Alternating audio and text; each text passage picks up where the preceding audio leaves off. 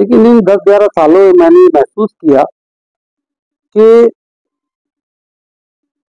Politics के जरिए से जो आज हम देख रहे हैं कि बहुत से प्रॉब्लम्स के लिए, समस्याओं के लिए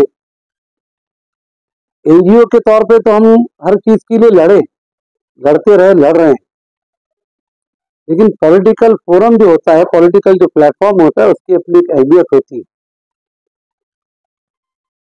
इन 10-12 सालों में मैंने देखा कि आज देश की हालत क्या हो गई है। जो कुछ वादे किए गए थे, नौकरियों को कहिए, किसानों के कहिए, खवातीन की, महिलाओं की सुरक्षा के कहिए, अमन और शांति की बात की गई थी, लेकिन 10 सालों में ऐसा कुछ नजर नहीं आया। बल्कि अफसोस के साथ कहना पड़ता है कि सर्वोच्च एक हमारी पोस्ट पर बैठे हुए जनप्रतिनिधि माननीय पंत प्रधान जी का अक्सर भाषण में जो उनके अल्फाज, उनकी बातें, ऐसा लगता है कि पंत प्रधान जी को ये शब्द उनके मुंह से अच्छे नहीं लगते। एकदम नीचे के लेवल पे जाकर उन्होंने वोटों के लिए ऐसा करना मुनासिब नहीं। दूसरी तरफ महाराष्ट्र की हालत देखिए कि सियासत का एकदम निचला दर्जा आ चुका है। एक विश्वास जो है वो राजकारण में लोगों का उठते जा रहा है। जहां पर हर चीज का व्यापारीकरण हो रहा है, वही सियासत का भी व्यापारीकरण शुरू हो चुका है। हम जिनको प्रतिनिधि चुन के दे रहे हैं, बड़ी आशा से चुन के दे रहे हैं, लेकिन मालूम हुआ कि वो उधर चले, कोई इधर चला, कोई वैचारिक तौर पे अब राजकारण के अंदर बहुत कम लोग बचे हैं जो इसको कर रहे हैं। राज्य के अंदर कायदे कानून की व्यवस्था, राज्य में शिक्षण की व्यवस्था, हमारे फडणवीस जी और शिंदे सरकार साहब के राज्य में 2000 शेतकरी की आत्महत्या, 3-3 साल की बच्चियों के बलात्कार, हमारी औरतें महफूज नहीं, हम महफूज नहीं। बेरोजगारी चरम पर है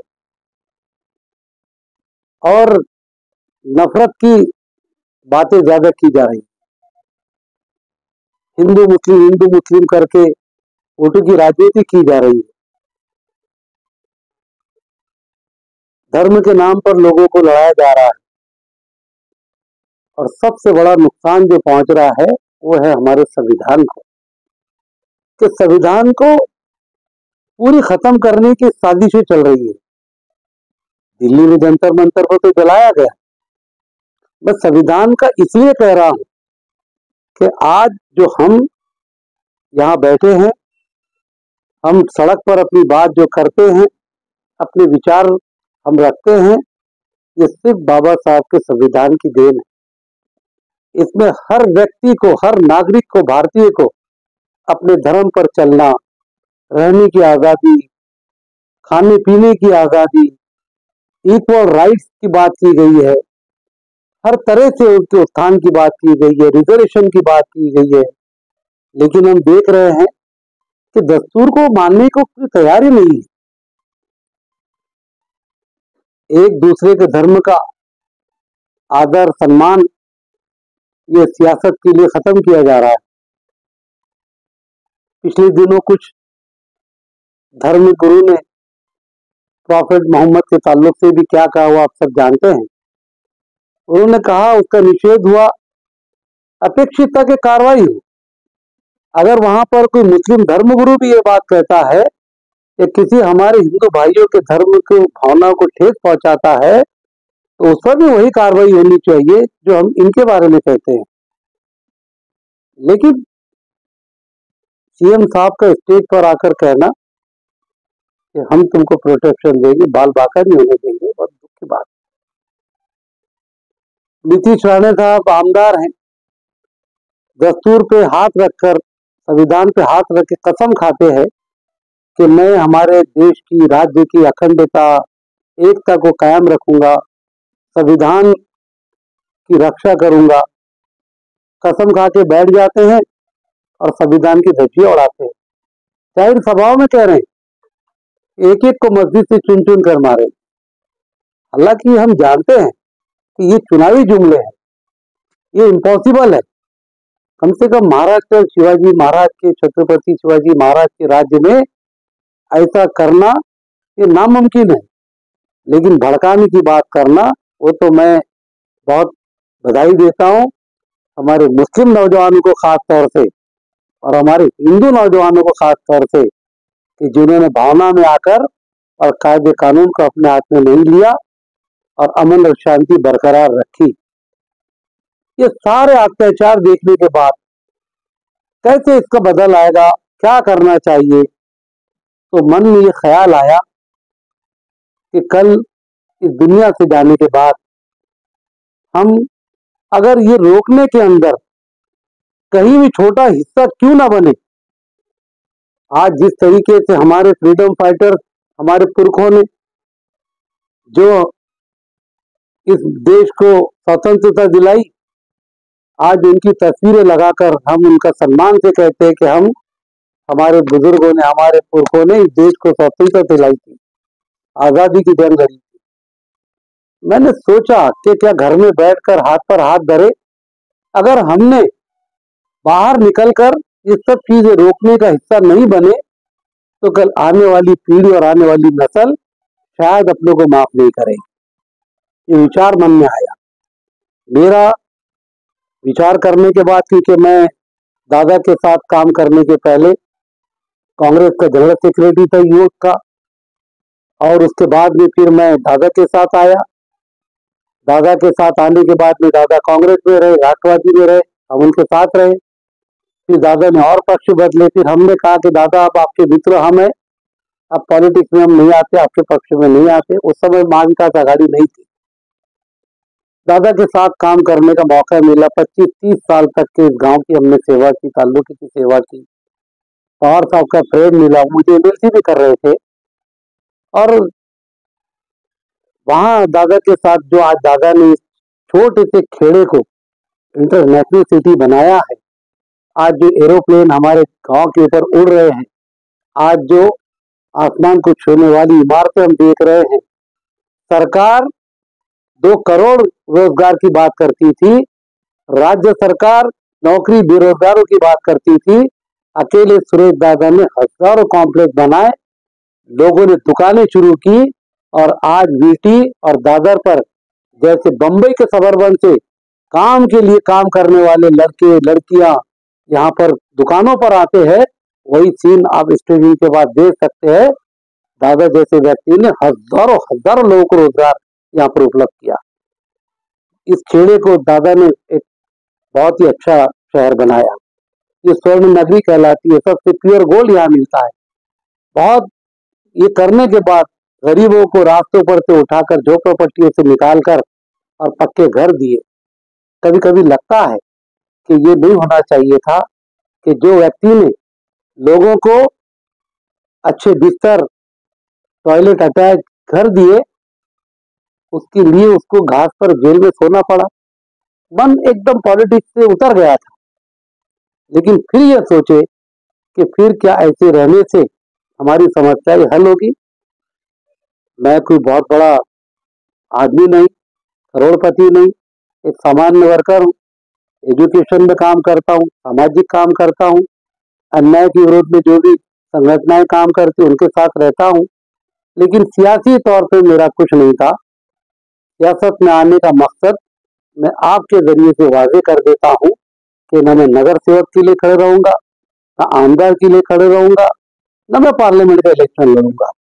लेकिन कॉरपोरेशन से लेकर विविध पदों पर समाज के अपने साथियों के साथ, जो सेकुलर हमारे दीगर हिंदू भाई है, उनके साथ मिलकर इस गांव की सेवा के लिए नौजवानों को आगे लाना, एक दूसरे से मिलकर इस गांव की, देश की सेवा करना, ये मेरा उसके अंदर पहला मकसद है।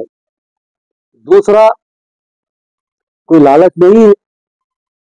और ये मौका था, लेट हो गया इसमें कोई शक नहीं। मुझे मुख्तलिफ जगहों पर जब बुलाया जा रहा है तो मैं उतने गांव कवर नहीं कर पा रहा हूं। और मैंने कांग्रेस इसलिए ज्वाइन की कि कांग्रेस सेकुलर पार्टी है, राष्ट्रवादी आदरणीय शरद पवार और आदरणीय उद्धव जी ठाकरे, ये तीनों ने मिलकर, और यहाँ तो समाजवादी भी है, और इन सब ने मिलकर जो फोरम बनाया जिसे महाविकास आघाड़ी कहते हैं, उनके लिए मैंने काम शुरू किया, कर रहा हूं। अभी भी मैं 2 सभाएं करके आया हूं। कल भी मेरे प्रोग्राम है, परसों भी मेरे प्रोग्राम है। मैं महाविकास आघाड़ी के लिए काम कर रहा हूं। कुछ जगह पे मैं गया, कुछ जगह नहीं जा पाया, लेकिन आपका माध्यम भी एक बहुत बड़ा माध्यम है। मैं आपके माध्यम से भी जलगांव जिले के खास तौर से जितने भी हमारे शुद्ध नागरिक है, मतदाता है, हर धर्म हर जाति के लोगों से अपील करता हूं कि जिनको हमने मौका दिया था उन्होंने कुछ नहीं किया, जुमलाबाजी की, हिंदू मुस्लिम करके वोटों की राजनीति करते हैं। और उसकी हालत आज ये है कि माननीय पंतप्रधान का बम्बई का प्रोग्राम हुआ, 60 से 70% कुर्सियां खाली पड़ी थी। ये महाराष्ट्र के मतदाताओं का एक कल समझ में आया, और ये कल समझकर उनको समझ गया है कि भाई ये सत्ता अपने हाथ में नहीं रहेगी। 4 साल 10 महीने के बाद उन्होंने लाड़की बहना योजना, बेरोजगारों को पैसे देना, वयोवृद्ध रिटायर्ड लोगों को, बुजुर्गों को पेंशन देना, ये सारी चीजें 4 साल 10 महीने के पहले भी कर सकते थे, लेकिन उन्होंने की नहीं। आज हमारी बहनों का 1500 रुपए से ज्यादा वो कहते हैं कि पैसे नहीं दिए चलेगा, लेकिन महंगाई कम करो। आपने 1500 रुपये महीना दिया, तेल का भाव क्या है वो देख लीजिए आप, दाल के भाव क्या है, हर चीज महंगी है। मैंने कैलकुलेशन करके देखा, उसकी तफसील नहीं बताऊंगा, कि 150 तो आ रहे हैं, 15,500 तो आ रहे हैं, लेकिन 4,500 का घर का बजट बिगड़ गया। सब चीजें आसमान को छू रही है। तो ऐसे समय में मुझे लगता है कि जो नफरत के बाजार में मोहब्बत की दुकान है, वहां हम जाए, लोगों से मिले और मां विकास आघाड़ी के उम्मीदवारों के लिए काम करें। देर से आया इसलिए सब जगह नहीं जा सकता, लेकिन जितने 11 के 11 उम्मीदवार खड़े हैं उसमें हमारी 3 लाड़की बहना है। लाड़की बहना को 1500 रुपए देना तो उन्होंने पसंद किया, लेकिन आमदार बनाना उनको, वो नहीं चाहते कि कोई हमारी बहन भी आमदार बने। ये तो इन लोगों ने, हमारे नेताओं ने 3 महिलाओं को टिकट देकर ये बतलाया कि हम महिलाओं का भी सम्मान और उनको भी नेतृत्व देने के जो है तो मतलब आगे आए हैं। तो ऐसे समय में, क्योंकि हमारे यहाँ पर जो खड़े सब पता है, उनके नाम तो नहीं लूंगा, लेकिन 11 जगहों पर जो भी खड़े हैं, अगर आप चाहते हैं कि हमारे राज्य के अंदर, हमारे गांव के अंदर, हमारे ताल्लुकों के अंदर एक अच्छा मोहब्बत का, अमन का वातावरण रहे, नफरत की बातें कम हो, डेवलपमेंट की ज्यादा हो, क्योंकि बहुत अच्छा जाहिरनामा महाविकास आघाड़ी का है कि इन्होंने 1,500 दिया, लेकिन राहुल जी ने महाविकास आघाड़ी में 3,000 रुपए देने का वादा किया, और 3,000 के साथ महंगाई को नहीं बढ़ने देंगे, उसके भी रेट कंट्रोल में रखेंगे, ये उन्होंने बात कही है। बस को उन्होंने फ्री किया है और गैस का भी भाव किया है, सब बातें उन्होंने की है। मुझे लगता है कि ये मोहब्बत के लिए, अमन के लिए, लोगों की भलाई के लिए, शेतकरियों की 2000 आत्महत्या इनके राज्य में हुई और रोकने के लिए महाविकास आघाड़ी को सपोर्ट करना ये मेरा दायित्व है। इसलिए मैं इंदिरा कांग्रेस के प्लेटफॉर्म से आया हूं, आदरणीय राहुल जी के नेतृत्व में, और सबसे गुजारिश करता हूं कि आप सब अपनी अपनी जगह, समय कम है, अपने अपने एरिया में महाविकास आघाड़ी के उम्मीदवारों को कामयाब बनाए। मैं ऐसी अपील भी करता हूं। धन्यवाद। जय हिंद, जय महाराष्ट्र।